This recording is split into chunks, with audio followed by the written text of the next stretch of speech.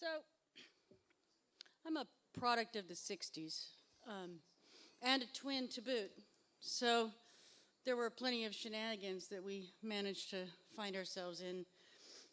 This particular one event happened in like 1978. We were 13 or 14 years old, and my parents had us at 36, and that's a little older than the average parent. So they stopped camping. So we didn't have as many camping adventures as I might have liked, but they bought a cabin up in the San Juan Islands. So we spent every August up there playing, and growing up playing in the sand and the beach, which was wonderful. Now, my twin brother and I are polar opposites. So, while I'm the jock and the artist, he's the musician and the critical thinker. So we're out on the beach, we spend hours and hours on the sand, and I'm leaning against a log, and I've got my journal, and I'm writing in the sun. It's about 90 degrees out. And he's on the other side of the log behind me. And I hear him say, "Holy shit." And I'm like, whoa. So I look over, and all I see sticking above the plane of the log is his ass. And I'm like, wow, that's different. So, of course, curiosity strikes, and I right myself from my comfortable chaise lounge and move around the log and look, and his head is in the sand, and his ass is higher, and I can't really figure out what the hell he's doing. But he's my twin brother, and so the first thought I have is, oh God, this is a fabulous opportunity. So I'm pretty sure I said something to the effect of, "This is a much better view than your face." Probably. But he's got his face down in the sand, and I said, "What are you doing?" And he says, "Look at this thing." And I said, "What thing?" And he said, "This thing." And so I get down there with him. Now my ass is in the air. And he's looking at this bug, and it's ginormous. I'm not really sure at the time what it was, but for the sake of today, I'm going to call it Puff the Magic Dragon. And this is Puff. Now you can see it's very dragon-like. So Puff became the topic of our conversation. And at 14, I wasn't very fond of bugs. But I was a little raucous and rambunctious. And so I looked at Stuart and I said, "You play with the fucking bug. I'm going up to the cabin. I'm going to grab my smokes, and I'm going to go for a walk and have a cigarette." So in I go to the cabin. My mom's playing solitaire, and my parents, having us at an older age, were able to ignore a lot of our shenanigans as long as we kept our grades up, which was opportunistic for me.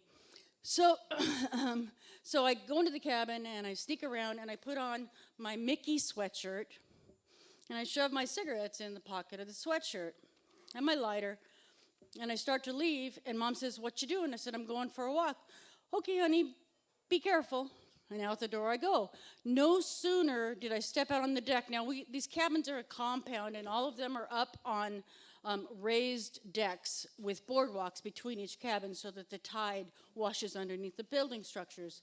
And I walk out the front door, and I look across the compound at the farthest cabin away, and my twin brother, who has, by the way, taken a piece of paper out of my journal, is walking across the deck like this.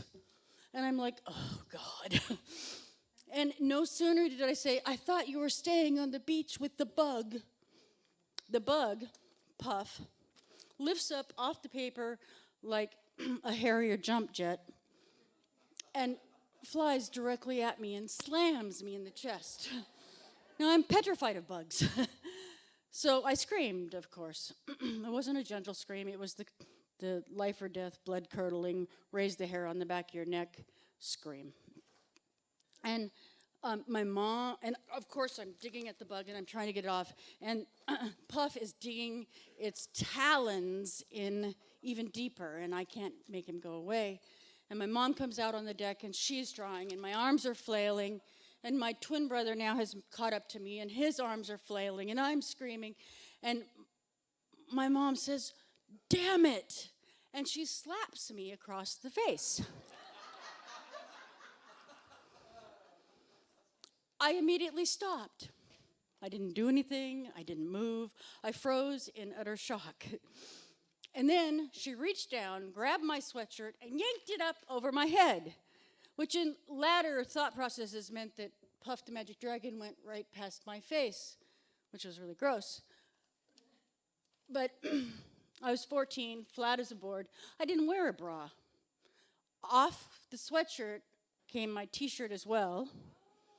So I'm standing there in all my infinite wisdom, naked from the waist up, tear-streaked face. When she ripped the sweatshirt off, cigarettes and lighter went flying. And at that point, she didn't know I smoked.